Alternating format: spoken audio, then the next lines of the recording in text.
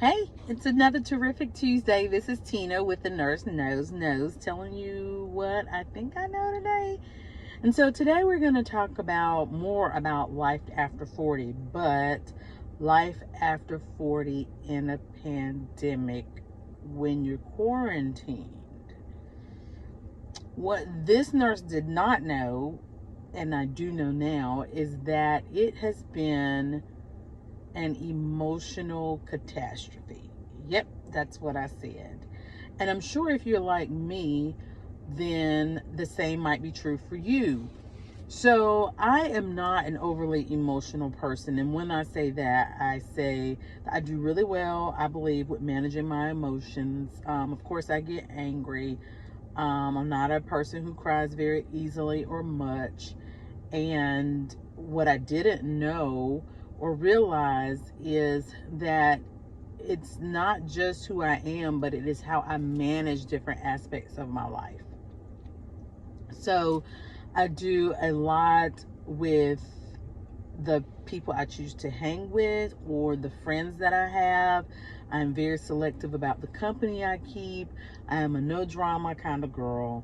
And that keeps me from a lot of emotions and emotional roller coasters and setbacks that probably many other people do have. I just don't have that. And what I did not realize is that I'm able to manage those aspects of my life and the emotions that I do have, or the things that do bother me or did bother me, because I get out, I exercise. It's how I relieve those things, my stress relievers, my outlets. Well, over 40, I did notice that those things changed, that I could be a bit more irritable, get upset a tad quicker. There are more things that I need just so. And my job for most of that time was to adapt.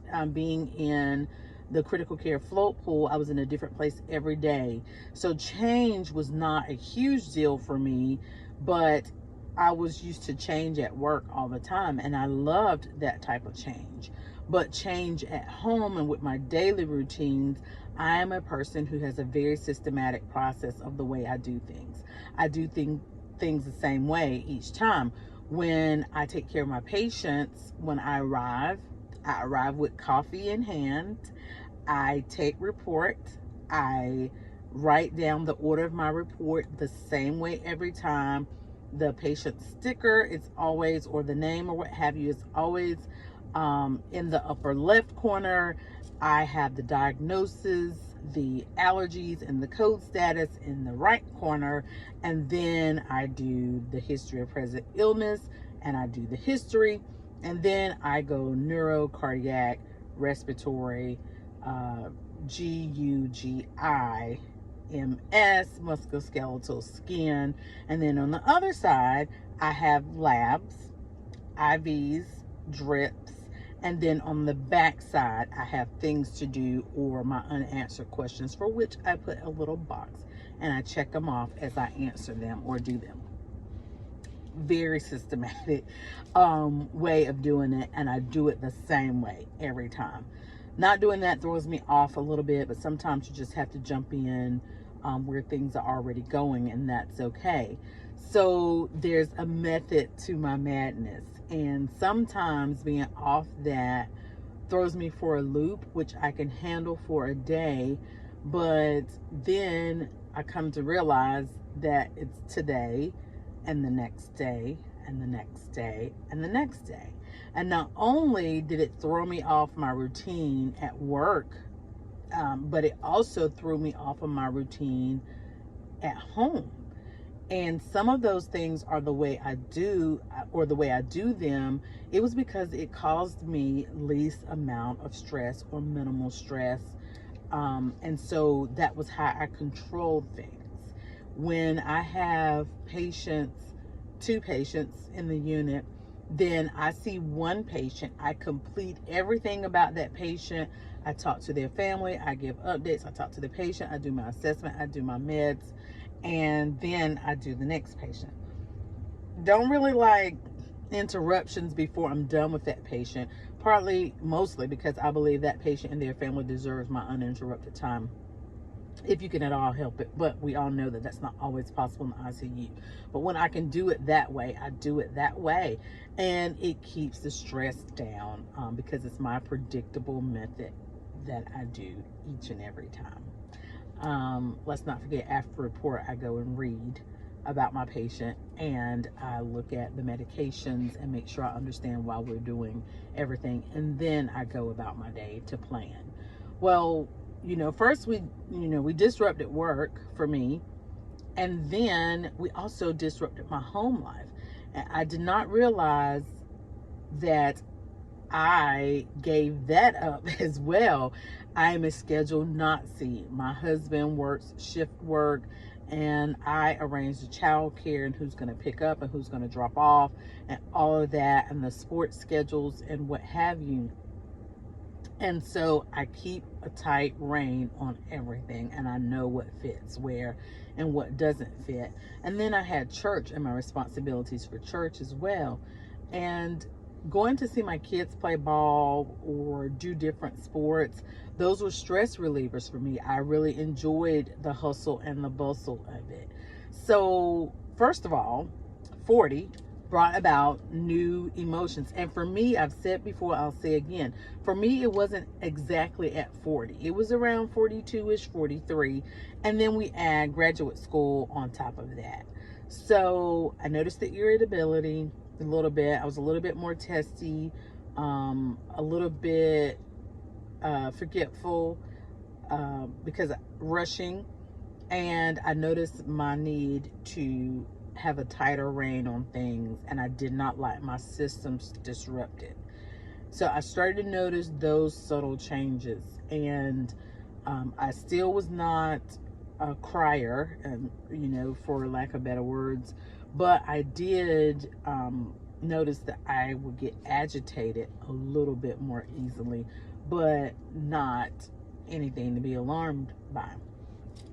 When you put COVID on top of that, and so we took away my sports games with my children, what I did for myself. I love to walk, outside, and I love Zumba and all of those things, and I love to travel, I love to shop.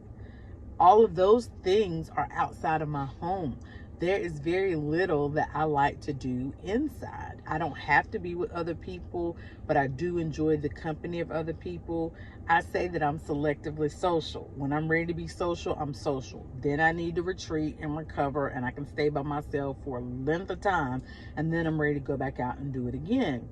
Well, my 40-dom, 40-ish-dom, I just made that word up, I did, and the pandemic quarantine messed me up, and I didn't realize it. And I'm going on with life as usual, and I think I handle stress very well. I've always prided myself on not being stressed out. I've always heard people talking about their work and how it stressed them out, and oh, I'm so stressed, I'm so stressed. Never had that concern, never felt that at all until the pandemic. And it was not a month or two, it was a month or 24 plus. And we're going into year 3. So what I did not realize was that all the things that I enjoy and all the organizations of my life that minimize my stress were no more. So I found myself extremely irritable, extremely stressed, extremely emotional from the standpoint of easily angered. And healthcare is healthcare. We're short constantly, doing multiple jobs, trying to make the ends meet at work, and no sports, no walking, no shopping outside. Everything was a pickup. Everything was a put it in my trunk. All the food was a cook it at home or a to-go plate or something of that nature. Not a whole lot of travel, because safe or not safe, children at home, Oh my goodness. Virtual learning, I had this nice little setup for the kids. But guess what? My job's requirements and demands did not stop, and they were not minimized. And my job did not move to work from home because of the pandemic. If not, there was an even greater demand for presence in the facility because we are the front lines. And so over time, I managed it very well. At least that's what I thought. And then, boom. Like, I was like, what is going on? One day I had an encounter at work. And again, I am typically very poised in confrontation and handle very difficult situations well, which is why I've done relatively well in the manager's role. I'm very creative with meeting the needs. And it got to the point where I could not meet the needs because staffing was so scarce or sparse and streamlined. And every day, several times a day, for the entirety of the day, was one unmet need after another. And as time went on and on and on, I think it was January or maybe it was February of this year, it all came to a head and I knew something was wrong. I would wake up thinking about work. I mean, the first thing when you feel your eyes moving behind your eyelids, it was, what am I going to do? What am I going to do? What am I going to do? What am I going to do? All of my organization skills that minimize stress were no more. I had no more creative solutions. I had no more creative ideas. I was still mostly in the house on the weekends and the evenings. I was eating when I wasn't hungry, not eating when I should be eating, not exercising, not reading, not doing anything. So I had an encounter at work, and it was something, now looking hindsight, I mean, was it really that big of a deal? All things considered, but it sent me over the edge. My Apple Watch gave me an alarm that said your heart rate is high. My heart rate was, I think, 128, and I was sitting still in a chair listening to a conversation on the phone. And I knew then, I got to get something done. I need to call the doctor. I need to do something.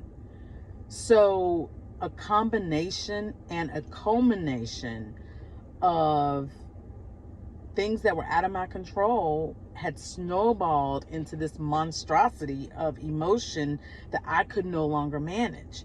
And so I called, made an appointment with my provider, talked to them, and I thought maybe it was this. I thought maybe it's premenopause. Maybe it's perimenopause. Maybe, I don't know, maybe it's my thyroid. I didn't know what it was, but I knew it was not right. I knew that the old Tina would not have responded that way, and that what had just happened was not enough, typically, to give me a heart rate alarm. Like, I have run on the treadmill or outside around the block and not had a heart rate that high. So I knew that something was not right. So I went to my provider and I talked to her, and it was stress. Stress for over 2 years, or, at that time, almost, I think it was 2 years. 2 years of stress that was unrelieved because the things that I enjoy and the ways that I have relieved stress or managed stress were no more. I had exhausted all of my norms, my possibilities, and things tend to be more meaningful or impactful as you get in your 40s. And the inability to do things the way I would normally do them and to relieve stress the way I would normally relieve it got away with me. And so then I had to take a step back. And what my provider told me was, you have to find a different way of managing your stress. Now, you know, do I think that that's the totality of my problem? No. I did find that my vitamin D was low because I insisted, that I have labs drawn. My vitamin D was low. My hormones are kind of headed downward. Menopause doesn't happen overnight. It is a slow downward trend, most likely, most often, of your hormone levels going in the direction of menopause. And then when they get outside of that range, then we call it menopause. You just don't typically go to sleep one day and you wake up the next and you're in menopause. So I do realize things are probably headed that way, or are headed that way, because I train my labs. I keep watch over them, and I keep my records, and I do know that they're headed that way.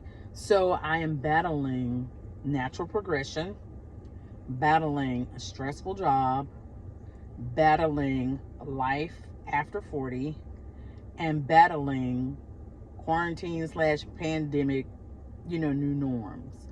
So I'm working on it. And what I want to tell you is you need to work on it too. Don't ignore the signs, and don't wait till it gets to where it did for me. So you have to pay attention to those things and plan for those things.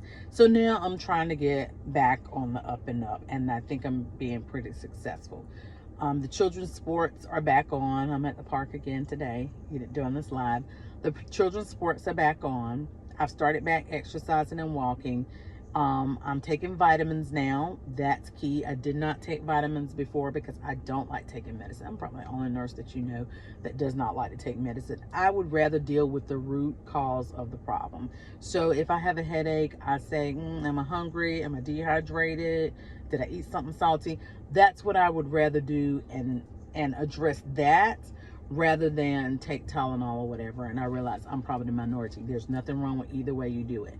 But pay attention to those little signs and little things. And as life changes, and it will, you're not able, most people, to manage the same stress level, the same hardships, the same difficulties. After 40, we're a little bit more vulnerable. Those emotions are kind of all over the place. They are a bear. And so what I want us to tune into, and what this nurse now knows, is it requires an adjustment. Like, don't just think because you've always been good that you're always gonna be good. You are invincible and vulnerable as well. More so as you get above 40, and especially with all those other things. So when major monumental life changes, whatever that is for you, if it's the loss of a loved one, if it's loss of a spouse, loss of a job, a divorce, or a major relationship change, and things as you've known it are no more, you have to evaluate that and do something different, like I did. I mean, it's not completely outside of the norm of the things that I could do, but I had to decide what I was going to do, and doing nothing different as I'd been doing before was not an option. You know why? Because it hadn't worked so far. That's why I was where I was. So don't think that you're invincible. We all are. Things change after 40, and this is one of the things that change. And in the middle of a pandemic and quarantine, where what we have known as normal for so long, for all of our lives basically, has been snatched from us, we have to learn how to cope. And we can cope several ways. We can try something different on our own, which I was able to do. But an option is, and it's still not off the table for me, is therapy. Talking to somebody about what you can do. If you can't satisfy that yourself, or put yourself in a position where you can manage it differently than what has been taken from you, then go see a therapist, go see a counselor, so you can talk it through. They are full of ideas, a wealth of information. Go see your doctor. If it's significant and there's no other way to manage, you may need to take medication, and it's okay. I'm a woman of faith. but I'm also a nurse. And people come to a hospital to get help. And a lot of that help is with medication. So don't let anybody convince you that taking medication for your heart does not mean that you are weak, but somehow taking medication to help manage your emotions or your mind does mean that you're weak. That is a lie. Okay? If you can take medication for diabetes and blood pressure and all these other things, then you can take medication to manage your emotions and manage your mind, and it is okay. It is not a punk move. It is a brave move. That means that you are willing to take care of yourself at whatever the cost, and that you realize that you can not be any better than your mind or your emotions allow you to be. So make the change, because 40 plus brings about new things, new vulnerabilities, along with the pandemic, along with work-related stressors. A lot of people are working from home, and companies are capitalizing on that because of the savings. And yes, you'll save gas, but you may lose or pay with your sanity, because having to do with your family space, your peace, your peace space, or your space of peace and calm and tranquility, is now also your work space, which brings work stress into every area of peace, and there is no separation of the two. That's a lot. You can be an introvert, but everyone needs people at some point in time. And totally removing yourself from people altogether indefinitely can be a very unhealthy thing, mentally and emotionally. Okay? So this is just the tip of the iceberg. I went a little bit over today. This is the tip of the iceberg. Next week, we're going to pick up on managing those emotions after 40 in a pandemic, and possibly in quarantine, while maybe working from home with your kids at home and your spouse at home, or whatever else. Okay? So what this nurse knows is that new sets of circumstances bring new stressors. New stressors require new coping mechanisms. And I want you to stay tuned for next week, when we talk about managing those emotions and how they change after 40. Okay? I will talk to you later. Until the next time, live well, do well, be well. Have the rest of your terrific Tuesday. Bye.